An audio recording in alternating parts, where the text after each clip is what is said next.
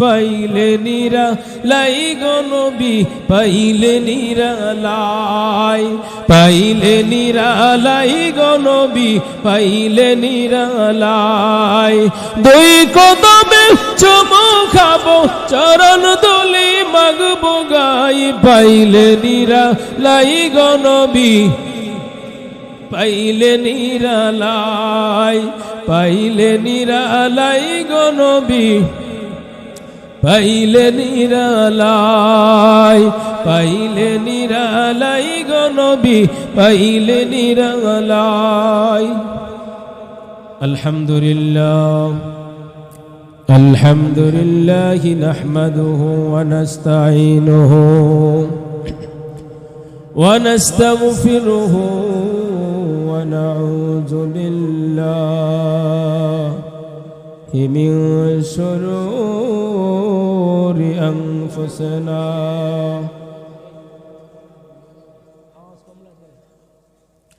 ওয়া মিন সাইয়্যাতি আ'মালিনা মান ইয়াহদিহিল্লাহু ফালা মুদিল্লা লাহু ওয়া মান ইউদ্লিলহু ফালা হাদিয়া লাহু ওয়া নাশহাদু আন লা ইলাহা ইল্লাল্লাহু ওয়াহদাহু লা শারীকা লাহু ওয়া নাশহাদু আন্না সাইয়্যিদানা ওয়া সানাদানা ওয়া হাবিবানা ওয়া মাওলানা মুহাম্মাদান আবদুহু ওয়া রাসূলুহু। আম্মা বা'দু ফাআউযু বিল্লাহি মিনাশ শাইতানির রাজীম। বিসমিল্লাহির রাহমানির রহিম। কুল ইন কুনতুম তুহিব্বুনাল্লাহ ফাত্তাবিউনি ইউহিব্বুকুমুল্লাহ ويغفر لكم ذنوبكم والله غفور رحيم. وقال تعالى يا أيها الذين آمنوا اتقوا الله حق تقاته ولا تموتن إلا وأنتم مسلمون. وقال رسول الله صلى الله عليه وسلم تركت فيكم أمرين لن تضلوا بهما كتاب الله وسنة رسول أو كما قال النبي صلى الله عليه وسلم. يا أيها الذين آمنوا صلوا عليه وسلموا تسليما. صلى الله وعلى محمد صلى الله আগে আগে বসি সবাই ফাঁকা জায়গাগুলো বন্ধ করে বসি। সাল্লাল্লাহু আলা মুহাম্মাদ সাল্লাল্লাহু আলাইহি ওয়াসাল্লাম। नहीं दो जहाने যাবে না, কবরের ঘাটি পানি দেওয়া যাবে না, দুর্বল ঈমান নিয়া ফুল সিরাতের ফুল পানি দেওয়া যাবে না। ও আমার বন্ধুরা, বাবারা, এই জন্যই রব্বুল আলামিন বলেছেন, ও ঈমানদারেরা, তোমাদের ঈমানটারে আরো মজবুত করো। ঠিক কি না? ইয়া আইয়ুহাল্লাযীনা আমানু আমিনু বিল্লাহ। আল্লাহ রাব্বুল আলামিন ঈমানদারদেরকেই বলেন, ও ঈমানদারেরা, তোমাদের ঈমানকে আরো মজবুত করো। কারণ কি জানো? দুর্বল ঈমান নিয়া কবরের মধ্যে আসলে, ও আমার বান্দারা, চারপাশের মাটিরে এমন ভাবে চিপা মারবে। আমার বাবারা, ভাইয়েরা, বন্ধুরা, এখন তো আমরা বুঝি না, ও না হুজুররা এইগুলা বলিয়াই থাকে। ঠিক, এক কান্দা শুনে আরেক কান্দা ভাই কইরা দে। ঠিক কিনা? নামাজের মসজিদে মুসল্লি যা ছিল, ওয়াজের পরে তো তাওই থাকে না, বাড়ে কিছু বাড়ে না। তো কি বলেন, বাড়ে না মিয়া। যাদের মাথায় টুপি তাদের মাথাতেই তাহে, আর মিষ্টি টুপি বাড়ে না। তো কি মিছা কথা বলতাছি? পরীক্ষা কইরেন আজকে, যে আগে যে এক কাতার হইতো, দেড় কাতার হইতো ফজরের রক্ত, কালে রাত্রে দেখবেন, আজকের ফজরের নামাজও দেখবেন এই দেড় কাতার হই আছে, মাশাআল্লাহ। ঠিক কিনা? হ্যাঁ, আল্লাহু আকবার। হুজুর, আমরা তো ওয়াজ শুনে যাই, আপনার কণ্ঠ ভালা, বা জুনায়েদ সাহেব হুজুরে ভালো দাঁড়াইয়া বক্তব্য দিতে পারে, অনেক সুন্দর কথাবার্তা বলতে পারে। হুজুর এটা বাইক নিনে তো, কই নিনে তো, বাড়িতে নেই না, এটা ওয়াজের মাঠে রাইখা দিয়ে যায়, আছে কি নাই? আল্লাহু আকবার। কিছু বাড়িতে নিতে হবে, আমলের সাথে যোগ করতে হবে। মিয়া, আপনার আমার হায়াতের জিন্দেগির মধ্যে ফিট করতে হবে।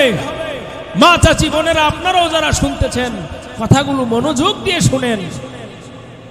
যে আমি আগে নামাজ পড়তাম না, আজকে থেকে শুরু করে দিব নামাজ। নাকি আমি আগে পর্দা করতাম না, আজকে থেকে আমি পর্দা শুরু করে দিব। ঠিক কি না? আমার ছেলেটা নামাজ পড়তো না, আমার মেয়েটা নামাজ পড়তো না, আমি আজকে বাড়িতে গিয়া বলবো, বিবি তুমি নামাজ পড়তে হবে। মেয়েকে বলবো, মেয়ে নামাজ পড়তে হবে। ছেলেকে বলবো, ছেলে নামাজ পড়তে হবে। ঠিক কিনা? কোরআনে 82 জায়গার মধ্যে আল্লাহ নামাজের কথা বলছে। ঠিক কিনা? সালাতের কথা বলছে আল্লাহ তাআলা। ভাই, ওয়াজ শুনলে কি লাভ হবে যদি আপনি আর আমি আমল না করি? কি লাভ হবে? কোনো লাভ হবে?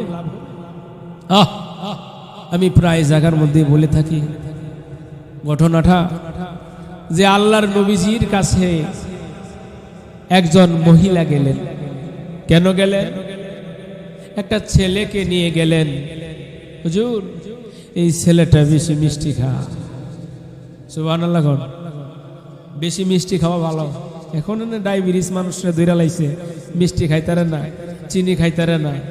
মিষ্টি বেশি খাওয়া আমার রসুলের গুণ ছিল। সুবহানাল্লাহ বলি। কার গুণ ছিল? আমার রসুলের গুণ ছিল, আমার নবীজির গুণ ছিল মিষ্টি বেশি খাওয়া।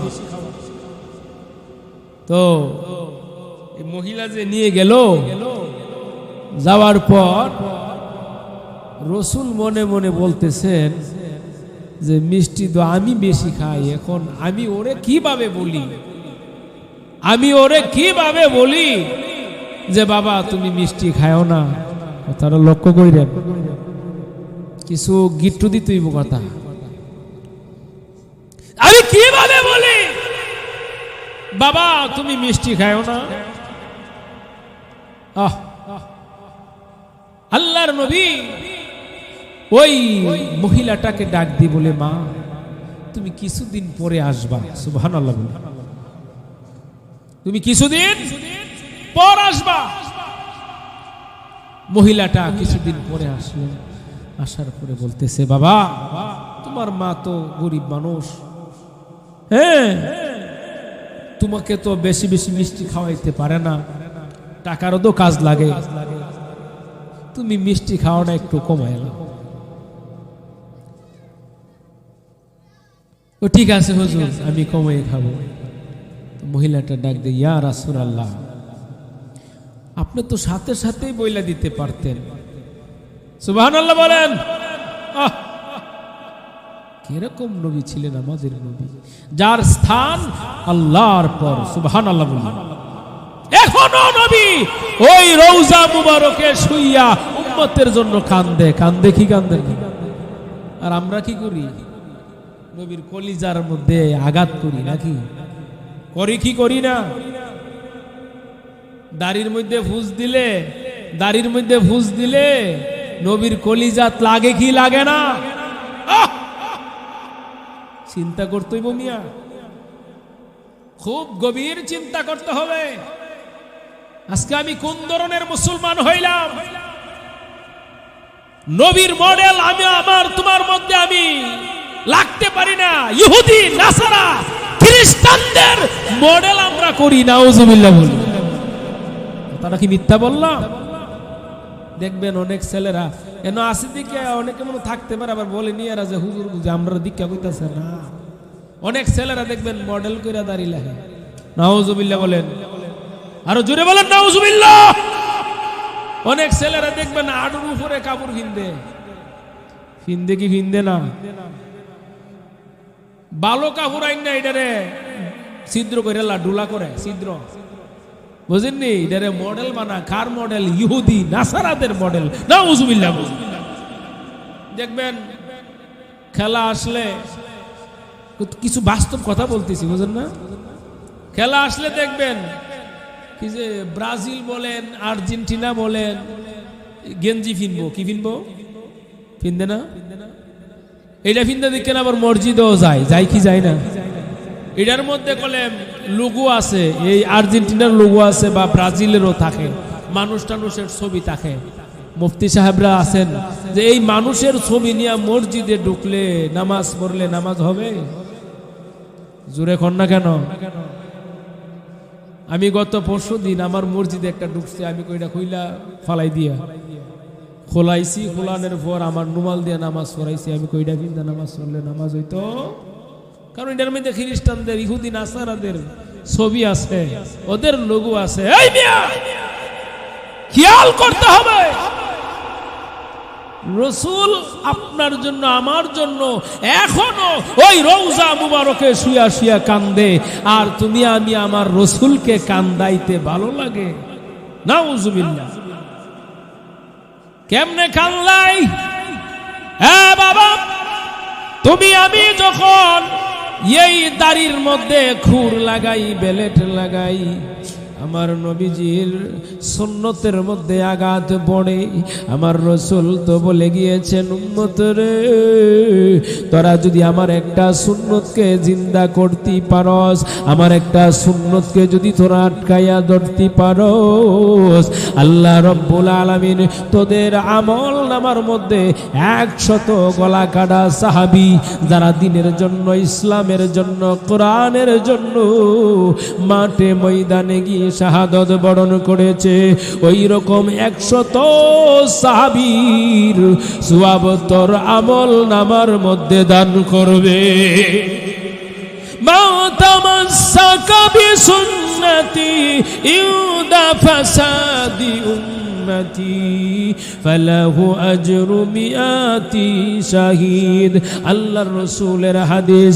ও আমার বাবারা, ভাইরা আমার, ও বন্ধুরা আমার, একটা সুন্নাত যদি তুমি জিন্দা করতে পারো ফিতনা ফাসাদের জামানার সময়, বাবা, মাথার মধ্যে টুপি দেওয়া, এটা আমার রাসূলের সুন্নত কিনা? আরো জোরে বলেন, আরো জোরে। বন্ধুরে, এই সুন্নতটা তুমি পালন করলা ও বন্ধু, হাইরে মেসওয়াক করা, এটা আমার রাসূলের সুন্নত কিনা? তুমি 5 ওয়াক্ত নামাজের সময় এই সুন্নতটা সুন্নতরা তুমি ব্যবহার করলা, পালন করলা রে বাবা, আমার রসুলের সুন্নত তুমি আদায় করলা। রসুল বলে উম্মত রে, আমার একটা সুন্নত তুই জিন্দা রাখলি, ও উম্মত যা যা, আমার সুন্নত আদায় করার দ্বারা তুই যেদিন দুনিয়াতে করবি, আমি আল্লাহর কাছে সুপারিশ করে, আমি আল্লাহর কাছে সুপারিশ করে তোকে রে এই সুন্নতের জন্য আমি জান্নাতে নিয়ে যাব। বলেন সুন্নত আমরা পালন করব তো ইনশাআল্লাহ। দাড়ির মধ্যে যারা বেলেট লাগাইতেন, আজকে থেকে একটা ওয়াদা করেন যে হুজুর আর বেলেট লাগাইতাম না। যেই নবী আমার জন্য এখনো কান্দে রওজা মুবারকে শুইয়া, এখনো কাঁদতেছে, আর আমি মুসলমান হইয়া আমি দাড়ির মধ্যে বেলেট লাগাইতাম কিভাবে? না, হুজুর ওয়াদা করলাম আজকে থেকে আর বেলেট লাগাইবো না। পারবো তো ইনশাআল্লাহ? এই মিয়া হতে পারে এই ওয়াদার দ্বারা, এই যে আপনি দাড়ির মধ্যে লাগাইতেন না, এই মুহূর্তেও যদি মারা যান আল্লাহ চাইলে আপনাকে জান্নাত দিয়ে দিবেন, ঠিক কি না? যে যদি আমার বান্দাটা যদি সুযোগ পাইতো, আমার বন্ধুর যেই সুন্নতের কথা বলছে, আমার বান্দাটা এই আমলটা করত, সুযোগ পাইছে না, করতে পারে নাই, ঠিক কি না? ওই যে ছাত্ররা যদি মারা যায় ছাত্র অবস্থায়, আল্লাহ তাদেরকে জান্নাত দান করে। কারণ কি? যে তারা তো তালিবুল ইলম থাকে, তারা তো শিখার জন্য মাদ্রাসায় চলে আসছে। এই অবস্থাতে যদি মারা যায়, আল্লাহু আকবার, তাদেরকে আল্লাহ জান্নাত দান করে। সুবহানাল্লাহ। শিখা অবস্থায় ও ভাই, এই জন্য সবাই ছাত্র বনে যাইবেন, মসজিদের ইমাম সাহেবের কাছে গিয়া শিখবেন। শিখবেন যে হুজুর আমাকে নামাজের নিয়ম কানুনটা শিখান, আমাকে নামাজের যেই সূরাগুলো আছে, যেই তাশাহুদ পড়তে হয়, দুরূদ শরীফ পড়তে হয়, দোয়ায়ে মার সূরা পড়তে হয়, এবং বেতের নামাজের মধ্যে দোয়ায়ে কুনুত পড়তে হয়, হুজুর এইগুলি আমাদেরকে শিখান। প্রয়োজনে যায় আসলে বাজান ভাই, ওয়াজ কিন্তু এইগুলো, ঠিক কিনা? সঠিক বয়ান আলোচনা এইগুলি, নাকি কিচ্ছা কাহিনী না কইলে, না জানলে হাসরের ময়দানে আপনারে জিজ্ঞাসা করবেন আল্লাহ, এই তুই ইউসুফ জুলাইহার কাহিনী শুনলি না কেরে? কি বলেন? জিজ্ঞাসা করবে। কিন্তু আপনি আমি যদি নামাজটা না জানি, নামাজের নিয়ম কানুন না জানি, নামাজটা যদি সহি শুদ্ধ কইরা না পড়তে পারি, জিজ্ঞাসা করবি কি করবে না? দরকার আছে না? না নাই? হ্যাঁ, কেমনে থাকবো? ইমাম সাহেবের হুজুরের কাছে গিয়া জিগায়া না জিগায়া না, জিগাই তো না। আমি আলহামদুলিল্লাহ, আপনারা বলতে পারেন যে হুজুর দি ছোট, বয়স আমার 36, আমি আর 16 বছর ধরে বয়ান করি, আর মনে হয় এখানে কয়েকবার আসছি, আলহামদুলিল্লাহ বলি। কিন্তু আজও পর্যন্ত আমাদের কাছে কেউ আসে নাই যে হুজুর আমারে তাশাহুদরা শিখান না। আপনারা মুফতি সাহেবের কাছে বা নয়নপুরি হুজুরের কাছে আসছে কিনা এটা আমি জানি না, কিন্তু আমার কাছে একজন এই পর্যন্ত আইছে না। শুধু মক্তবার মাদ্রাসাতেই পড়াই ছাত্রদেরকে, ঠিক কিনা? আগ্রহ নাই। বোঝা গেল কি আগ্রহ? দুনিয়ার কাজকর্ম শিখার জন্য আগ্রহ মাশাআল্লাহ আছে কি নাই? ব্যবসা করার জন্য আছে কি নাই? নামাজের মধ্যে 5 মিনিট সময় বা 2 মিনিট একটু বেশি গেলে গা ইতারে হুজুর দিয়াজ গা লম্বা সূরা লয়ে আইছে, এত দেরি হইতাছে কে রে? কোন সময় গিয়া তালা হলুম দোকানের, কয় কি কয় না? ও ভাই, এটা তো ক্ষণস্থায়ী দুনিয়া। একটু চিন্তা করেন, আপনার আমার মৃত্যু হয়ে গেলে কিন্তু দুনিয়া থাকবে না? ঘর থাকবে কি থাকবে না? দোকান থাকবে কি থাকবে না? কিন্তু বাজান, ও বাবা, আপনারা আমার সবাই চলে যেতে হবে, কারণ আমার আল্লাহ তো ঘোষণা দিয়ে দিয়েছে, আমরা সবাই জানি আমাদের মৃত্যুবরণ করা লাগবে, ঠিক কি না? কুল্লু নাফসিন যায়িকাতুল মাউত,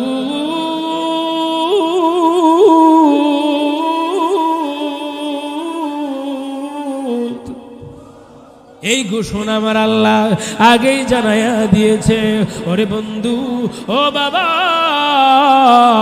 ও পর্দার আড়ালের মাগো, না না, হাইরে যতই তাল বাহানা করো না কেন, যতই তুমি রাজপ্রাসাদে থাকো না কেন, যতই তুমি চাকচমক থাকো না কেন, কিন্তু একদিন তোমার আমার ভিতর থেকে যখন রুহুটা বের হয়ে যাবে রে, রুহুটা যেদিন বের হয়ে যাবে, আজরাইল যখন রুহুটা বের করে নিয়ে যাবে, এই দেহটা হাইরে ঘরের মধ্যে পড়ে থাকবে, বিবি দূর দিয়া চলে যাবে, মেয়েও থাকবে না কাছে, ছেলেও কাছে থাকবে না, আপনজন গুলো থাকবে না রে, তোমাকে একা ফালাইয়া চলে যাবে, ঠিক কি না?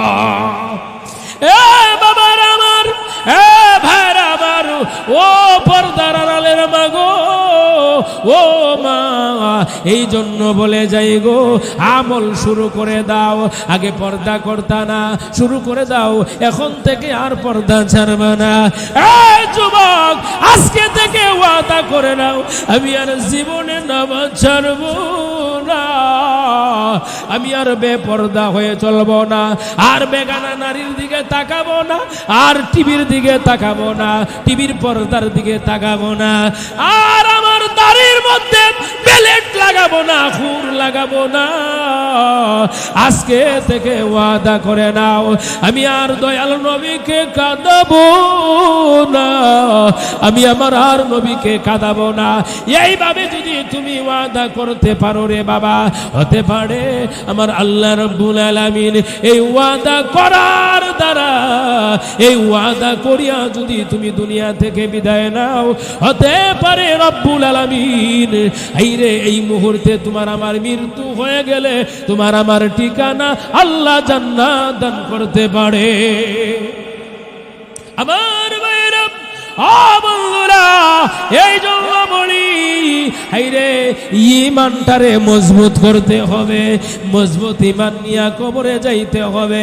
দুর্বল ঈমান নিয়া কবরে গেলে হাইরে শান্তি পাওয়া যাবে না, কারণ চতুর্পাশের মাটি যখন চাপা মারবে, ও আমার বাবারা ভাইয়েরা, একটা গুনাহগার বান্দা যখন কবরের মধ্যে যায়, যাবার পরে হাইরে তার কবরের মধ্যে আল্লাহ রাব্বুল আলামিন জাহান্নামের আযাব হাইরে শুরু করে দেয়।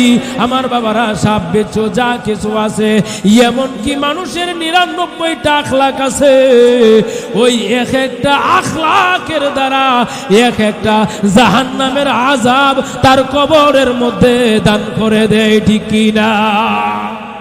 আমার ভাইরা, এই জন্য বলি, দুনিয়ার মধ্যে যতদিন আমরা থাকবো আল্লাহর গোলামি করে যাব, রসুলের তরিকা অনুযায়ী চলে যাব, এরে বন্ধু দুনিয়াতেও শান্তি পাওয়া যাবে, মৃত্যুর পরেও আল্লাহ রব্বুল আলামিন শান্তি দান করবে, ঠিক কি না?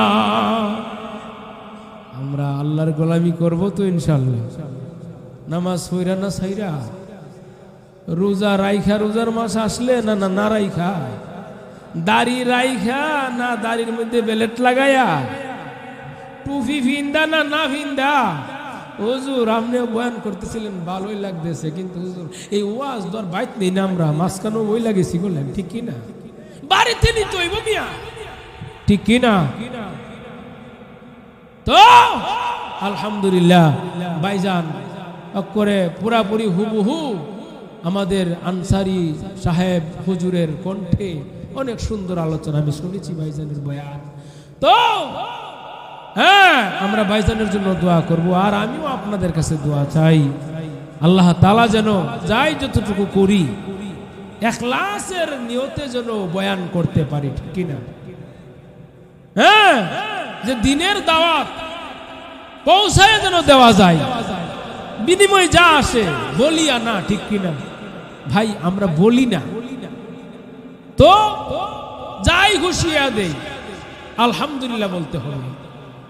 হ্যাঁ, অনেকে কিন্তু আছে যে কন্টাক্ট করে, আছে কিনা? করে কি করে না? এইগুলি করা যাবে না, এইগুলি করা যাবে না। আল্লাহর বাণী, রসুলের সুন্নত আমরা কি করতে হবে? প্রচার করতে হবে। বাবারা, ভাইয়েরা, এর বিনিময় আল্লাহই দান করবে। তো আলহামদুলিল্লাহ, যেই কথাগুলো বললাম এই কথাগুলোর উপরে যেন আমি নিজেও আমল করতে পারি, যারা শুনেছেন তারাও যেন আমল করতে পারেন, সেই তৌফিক যেন আল্লাহ সুবহানাহু ওয়া তাআলা আমাদের সকলকে দান করে। আমিন বলি। ওয়া আখিরি দাওয়ানা আনিল হামদুলিল্লাহি রাব্বিল আলামিন। আসসালামু আলাইকুম ওয়া রাহমাতুল্লাহি ওয়া বারাকাতুহু।